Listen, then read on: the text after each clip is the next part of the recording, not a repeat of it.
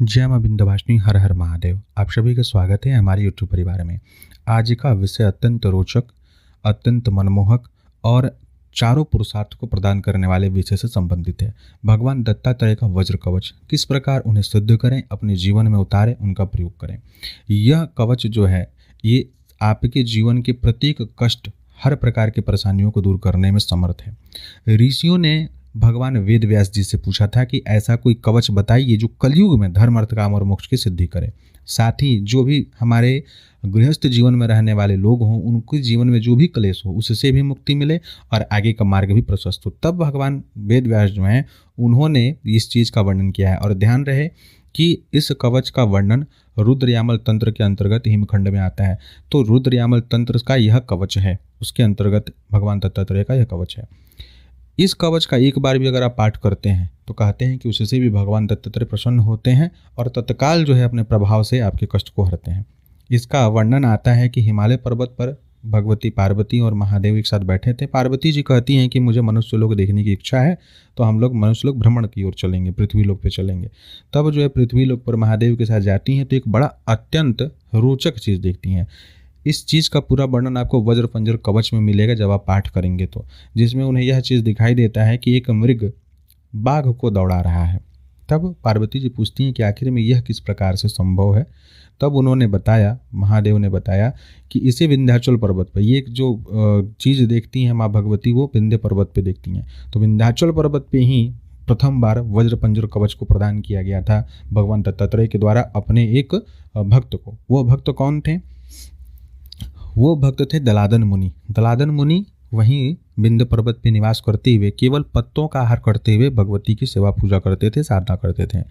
तो एक बार उन्होंने जैसा कि सुना था कि जब भी भगवान दत्त को याद किया जाएगा वो तुरंत प्रकट हो जाएंगे। तो क्या यह संभव है क्या कि इस प्रकार से हम करें और प्रकट हो जाएंगे? परीक्षा लेने के लिए दलादन मुनि जो थे वो परीक्षा लेने के लिए भगवान दत्त का स्मरण करते हैं और उसी क्षण भगवान दत्त प्रकट हो जाते हैं। स्मृतगामिता, उसमें एक शब्द आएगा जिसका अर्थ होता है जो स्मरण करते ही पहुंच जाए, स्मृतगामी कहते हैं। तो स्मरण करते ही भगवान दत्त वहां तत्क्षण प्रकट हो गए। उनको उपस्थित देखकर दलादन मुनि ये बोलते हैं कि आखिर में ये कैसे संभव हो गया। हालांकि उन्होंने आओ भगत किया, भगवान को आसन पर बैठाया, मधुपर्क दिया, उनका सेवा सत्कार पूजन जो संभव था उनके लिए उन्होंने किया। लेकिन उन्होंने फिर क्षमा याचना करनी आरंभ की कि मैंने तो केवल आपकी स्मृतगामिता की प्रसिद्धि की दृष्टि से सामान्य रूप से आपको स्मरण किया था, लेकिन जो आप यहाँ आ गए हैं ये तो मेरे से बहुत बड़ा अपराध हो गया, आप मेरे इस अपराध को क्षमा करें। तब भगवान दत्त यह बोलते हैं कि ये तो मेरा स्वभाव है कि जो कोई भी भाव से, कुभाव से, भक्ति से, अभक्ति से तल्लीनतापूर्वक स्मरण करे तो मैं तत्क्षण उसके पास पहुँच जाता हूँ, उसकी अभिष्ट वस्तु से प्रदान कर देता हूँ। तब वो बोलते हैं, भगवान दत्त फिर बोलते हैं कि अब आप मेरा स्मरण किए हैं, अब हम आ गए हैं, जो आपको मांगना है आप मांग लीजिए। तो इस कवच का सबसे बड़ा प्रभाव तो यह जान लीजिए कि जैसे ही आप एक पाठ भी करेंगे भगवान दत्त अपने अंशात्मक शक्ति के साथ आपके पुण्यों के हिसाब से अवश्य वहाँ प्रकट होंगे। कली काल है, इस कली क्षेत्र में भगवान दत्त अवश्य आपकी सहायता करेंगे। इसलिए इस वज्र पंजर कवच जो है इसको अवश्य पाठ करना चाहिए नित्य। तब भगवान दत्तात्रेय चूंकि दलादन मुनि ने के पास गए थे, उनका जाना व्यर्थ नहीं हो सकता था, तब उन्होंने वज्र कवच जो है विंध्य पर्वत पर, विंध्याचल पर्वत पर उन्हें प्रदान किया और उसका सारा उपदेश दिया। जिस समय उस कवच का पूर्ण उपदेश हो रहा था उसी समय वहाँ पर एक व्यक्ति और खड़ा था जो उस बात को सुन रहा था। वह वही मृग रूपधारी एक व्याध था जिसने उस कवच के पाठ को सुन लिया और उसके कारण से उसके भीतर भी असीम अतुलित बल जो है वह आ गया। अब इसका पूरा विधि विधान जो कवच में है दिया गया है, विनियोग करना है। विनियोग करने के पश्चात न्यास की प्रक्रिया है, न्यास, विनियोग इत्यादि कर सकते हैं। और पहले ही भगवान दत्त को गुरु स्वरूप में किस प्रकार धारण करें उसकी विधि चैनल पे हम डाल चुके हैं, आप लोग कृपया उसे देखें। अगर आपके कोई गुरु नहीं है तो उस विधि विधान से भगवान दत्त को गुरु स्वरूप में स्वीकार करते हुए उसके पश्चात जो है अगर आप वज्र पंजर कवच को करते हैं, न्यास की प्रक्रिया करते हैं तो अति उत्तम है।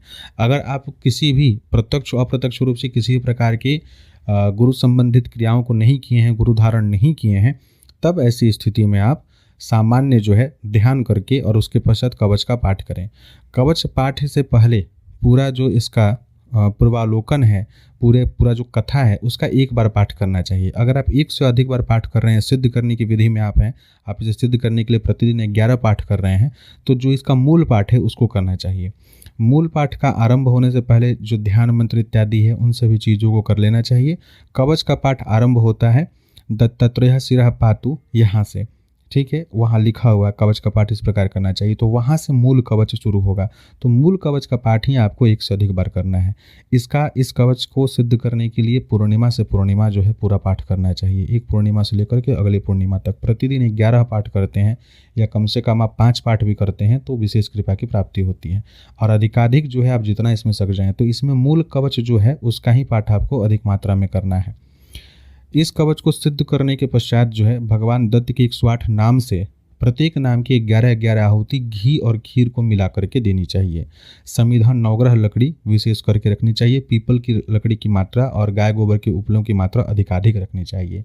साथ ही जब भी आप इस वज्र पंजर कवच की साधना करेंगे तो प्रतिदिन कुत्तों को और गायों को यथाशक्ति भोजन अवश्य कराएंगे। जो आपका सामर्थ्य हो, आप गौशाला में सेवा कर सकते हैं या फिर जो भी आवारा पशु होती हैं, गायें होती हैं, कुत्ते होते हैं, उनको जो भी आप भोजन दे पाएँ, बिस्किट, रोटी, ब्रेड, जो आपका सामर्थ्य हो, जो आप देना चाहें वो दे सकते हैं।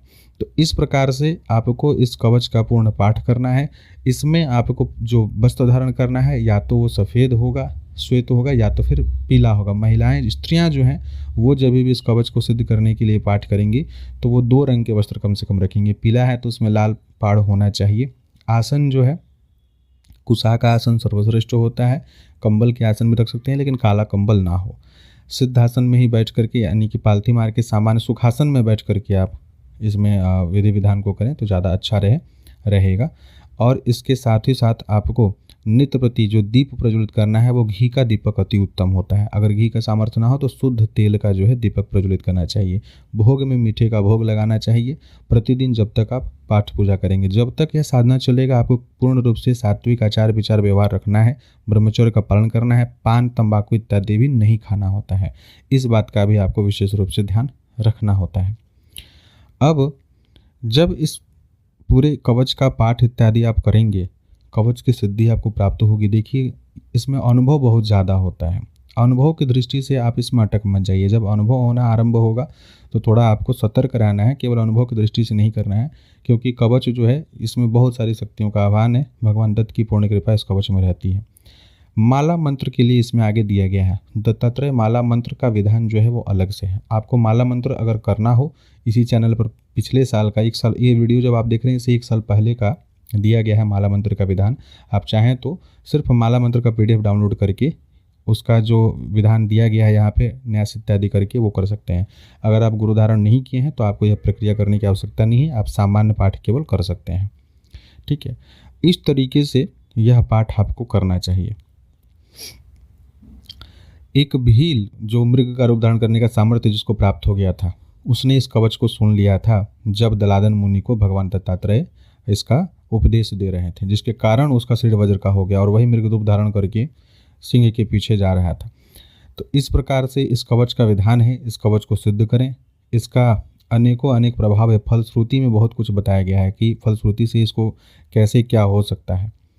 इसमें भगवती पार्वती जब भगवान शिव से पूछते हैं तो बोलते हैं भगवान शिव के चारों पुरुषार्थ को देने वाले, हर प्रकार के ऐश्वर्य को प्रदान करने वाला है। जो भी लौकिक ऐश्वर्य है वो सभी कुछ प्राप्त होगा। पुत्र मित्र स्त्री सभी का जो भी संतोषकारक स्वरूप होता है वो सभी भी प्राप्त होता है। विद्या की प्राप्ति होती है। बहुत सारे लोग बोलते हैं कॉम्पिटिटिव एग्ज़ाम है उसमें कैसे पास होएं, पढ़ाई लिखाई में कोई कमज़ोर है उसमें कैसे ठीक है, बुद्धि जो है पूरी तरीके से विकसित नहीं हो पाई है, तो उसमें वज्र पंजर कवच जो है बहुत कार्य करता है, बहुत प्रभाव देता है। साथ ही कोई कला के क्षेत्र में आगे जाना चाहते हैं तो उसमें भी यह कवच जो है श्रेष्ठता प्रदान करता है। तो इस कवच का पाठ उस हेतु भी करना चाहिए। हर प्रकार के क्लेश को नष्ट करने वाला, घर में बहुत क्लेश कलह होता है तो भी जब इसका पाठ आप करते हैं, अभिमंत्रित जल घर पे छिड़कते हैं या इस पाठ को करने के पश्चात भगवान दत्त के सतनामावली से हवन इत्यादि करते हैं तो जो भी प्रयोग इत्यादि वह होता है, जो भी नकारात्मक चीज़ें होती हैं वह भी नष्ट होता है। चाहे भूत प्रेत पिशाच हों, ब्रह्म राक्षस हों, सभी चीज़ों में किसी भी प्रकार के तंत्र टोना टोटका विचार हो, सभी को नष्ट करने में सामर्थ होता है।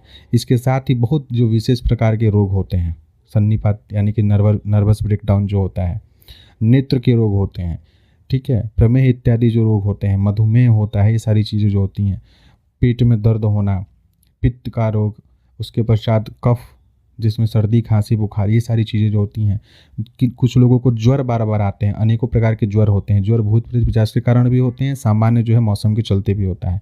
इन सभी चीज़ों में भी यह चीज़ आपको साथ देता है।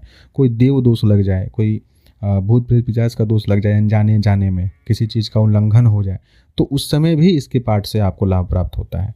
अब कितना पाठ इसका करना चाहिए? सामान्य 1 महीने तक इसका पाठ जो है प्रतिदिन 11 करना चाहिए। 11 पाठ, ऐसे सामान्य बोला जाए तो 1000 पाठ या 1100 पाठ जब आप इसका पूर्ण कर लेते हैं तो इसका प्रभाव जो है वो आरंभ होता है। तो इसलिए कम से कम 1100 पाठ तो जरूर इसका करना चाहिए। जो भगवान दत्त को पूर्ण रूप से समर्पित हो जाते हैं उनको यह पाठ जरूर करना चाहिए। इस तरीके से मूल कवच का पाठ जो है अधिकाधिक करना चाहिए। बाकी जो है इसका पाठ समान तरीके से कर सकते हैं। और इसके प्रयोग विधान भी आपको उसी में पढ़ने को मिल जाएगा। पीडीएफ में आप देखेंगे तो उसमें प्रयोग विधान भी दिया गया है कि गूलर के वृक्ष के नीचे पढ़ने से धन धान्य की वृद्धि होती है। उसी में अगर आप अपने दिशा को बदल लेते हैं, अगर आप दक्षिण दिशा की ओर करते हैं तो उपद्रव शांति होती है, ठीक है। और शत्रु का नाश करना हो दक्षिण दिशा की ओर मुख करके करते हैं तो शत्रु का नाश भी हो जाता है, बैठ करके अगर 1 मास तक जप करते हैं तो। इस प्रकार के बहुत सारे प्रयोग भी दिए गए हैं कि बेल के वृक्ष के नीचे बैठते हैं, इमली के वृक्ष के नीचे बैठते हैं तो लक्ष्मी की प्राप्ति होती है, ठीक है। पीपल वृक्ष के नीचे बैठते हैं तो तेज ओज बल की प्राप्ति होती है। विवाह नहीं हो रहा है तो आम वृक्ष के नीचे बैठ के पढ़ते हैं तो विवाह होता है। तुलसी जी के पास पढ़ते हैं तो सभी मनोकामनाओं की पूर्ति, ज्ञान की प्राप्ति होती है, ठीक है। भगवान के गर्भगृह में बैठ के इसका पाठ करेंगे तो पुत्र की प्राप्ति होगी, संतान की प्राप्ति होगी। इस प्रकार से अनेकों इसके विधान भी दिए गए हैं, तो उन सभी चीज़ों को आप पढ़ सकते हैं, इसमें जान सकते हैं।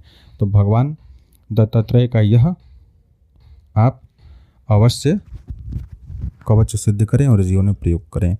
जय मां विंध्यवासिनी, हर हर महादेव।